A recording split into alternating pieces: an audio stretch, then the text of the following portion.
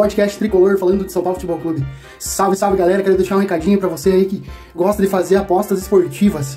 A minha casa de apostas é a Sporting Bet. Eu venho fazendo algumas apostas aí na Sporting Bet. Às vezes a gente ganha, às vezes a gente perde, mas desde que eu comecei a fazer as apostas, os jogos de futebol começaram a ter muito mais emoção. Jogos que às vezes, em muitos momentos antes de eu apostar, eu via os jogos apenas por assistir. Hoje coloca um tempero muito bom no jogo, porque você sempre tem um palpite sobre o jogo. Ah, vai sair gol, não vai sair gol, tal time vai ganhar, vai dar empate. E aí a maioria dos meus palpites se confirmavam, até que em um determinado momento eu decidi, eu vou apostar, e comecei a fazer apostas regulares, né? Eu assisto sempre jogos da Premier League, jogos da La Liga, jogos dos campeonatos estaduais, do Campeonato Brasileiro, da Libertadores, do futebol sul-americano, campeonato argentino, e vem sendo muito legal. Então, além de você ganhar uma grana, você ainda se diverte, porque deixa o jogo muito mais emocionante. Às vezes se ganha, às vezes se perde, como no futebol é assim, e na vida também, mas com emoção fica mais legal, né? Então deixa o meu recado aí pra você que curte apostas esportivas, que curte futebol, experimente a Sporting Bet, deixa aí a propaganda, né, da Sporting Bet pra você também apostar aí.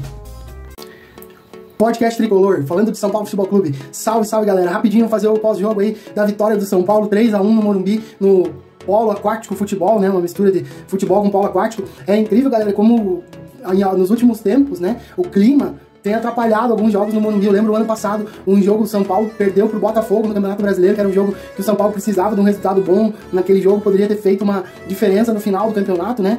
2 pontos para mais, 2 pontos para menos, acaba determinando ali uma classificação para pré-Libertadores ou não, né? E o São Paulo acabou perdendo um jogo que também o gramado tava com o futebol praticamente impossível de ser jogado. Então, isso que o Morumbi tem uma ótima drenagem, né? Mas hoje choveu muito, mais uma vez a torcida que conduz, a torcida do São Paulo Futebol Clube, colocou mais de 40 mil torcedores num clássico, no domingo, com chuva, 7 horas da noite, né, um horário um pouquinho mais tarde do que o normal de domingo, e o torcedor mais uma vez deu show, e o São Paulo correspondeu dentro de campo, né, apesar de o jogo não ser parâmetro para fazer uma análise assim, nossa, São Paulo jogou um futebol excelente, mas o resultado vale, né, é necessário, ganhar clássico é sempre importante, confirmar da forma que o São Paulo confirmou, né, não teve riscos, não correu riscos durante a partida, mas o começo de jogo estava em aberto, né, era um jogo que era bola para um lado e rebatida para o outro, né, vai e vem, e quem achasse uma bola no começo do jogo ia ter vantagem. O Santos até criou, teve um chute no gol e umas escapadas ali do Mendonça, né, algum erro de saída de bola do São Paulo, que a bola parava muito no gramado.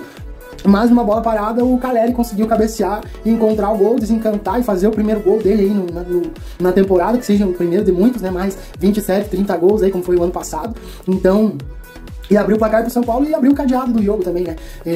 Um gol do Caleri, o São Paulo teve mais tranquilidade, hein? Logo depois do gol do Caleri, o jogador do Santos faz um pênalti ali, pra mim foi um ato reflexo, né, do jogador botar o cotovelo na bola, né, não dá tempo de reação, mas aconteceu, faz parte do futebol, São Paulo não tem nada a ver com isso, e o Galopo, né, que vem sendo aí grande destaque do São Paulo, artilheiro do São Paulo do Paulistão com 5 gols, fez o 5º gol dele, um pênalti muito bem cobrado, porque gol de pênalti parece fácil, mas não é todo jogador que cobra bem como o Galopo cobra com excelência, né, e foi lá e confirmou 2-0 o São Paulo, ali acabou o jogo, o São Paulo teve total controle, e o Santos ainda teve uma expulsão, né, no lance do pênalti, e que prejudicou ainda mais a equipe do Santos, e também depois teve a expulsão numa jogada muito temerária do jogador que podia ter machucado o Caleri, e no lance ali, com 2 a mais, o São Paulo foi muito superior e o jogo premiou a torcida, com uma ótima atuação do goleiro Rafael, muito seguro quando foi exigido, e também do Galopo, que é um jogador que se escala, né, no time do São Paulo. O Rogério Ceni vai ter que parar com certas convicções e vai ter que refletir, porque tem jogador aí pedindo passagem nesse meio campo do São Paulo, e eu tava ouvindo ali o vídeo que eu fiz de pré-jogo, quem ouviu, quem não ouviu, até vou deixar no card ali pra você ouvir lá o audiovisual que eu fiz do jogo. Eu falo da prévia da escalação, que eu achava que o Galopo, inclusive coloquei uma imagem do Galopo,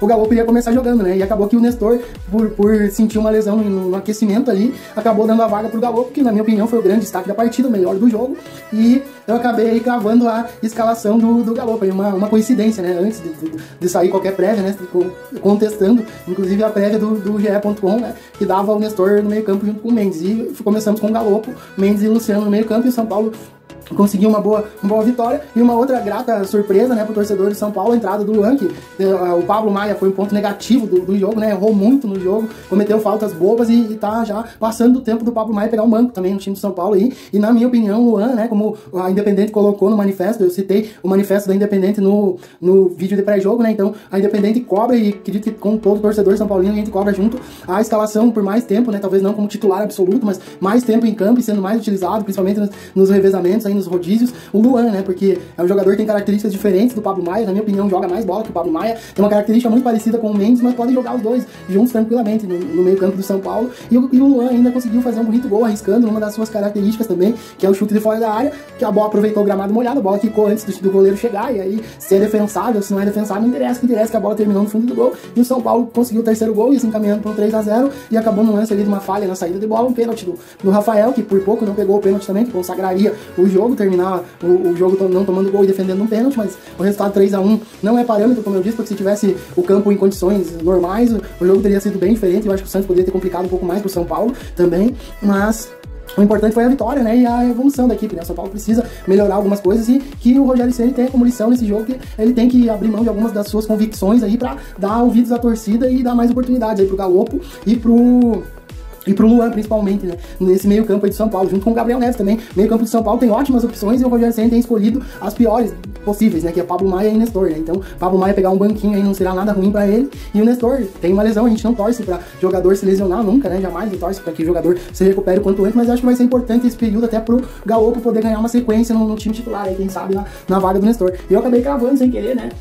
A entrada do Galopo, a vitória do São Paulo. No final do vídeo eu falo ali que o São Paulo deu meu palpite de placar um 3-1, e como o jogo se encaminhava no 3-0, seria muito difícil, né, o Santos fazer um gol. Acabou que aconteceu no lance do pênalti, um lance bobo, mas o resultado final foi 3-1, e eu acabei por coincidência escalando o Galopo e também acertando o palpite aí do placar do jogo. Se eu tivesse feito a aposta na Sporting Bet, que é a casa esportiva que eu costumo apostar, eu teria ganho, né? Infelizmente não aposto nos jogos do São Paulo para não gerar conflitos, né? Porque o jogo do São Paulo já tem emoção suficiente pro torcedor, então não coloco ali dinheiro envolvido em jogos do São Paulo, né? Prefiro colocar em jogos dos rivais, mas enfim, né? Se eu tivesse apostado, teria ganho, e o placar foi muito bom pro São Paulo. Começamos muito bem essa semana. Se você quiser me dar uma moral aí de curtir o meu vídeo, deixar o like, o comentário, se inscrever no canal se você ainda não é inscrito, tamo junto, dá essa força aí, mesmo que você não seja torcedor São Paulino. O Podcast Tricolor é um canal que traz conteúdo de futebol. Eu gosto de postar bastante coisa sobre vídeos curtos, sobre futebol, sobre resenha, então dá uma olhada aí no canal que você vai gostar e fortalece aí com a gente aí. Um grande abraço e até a próxima.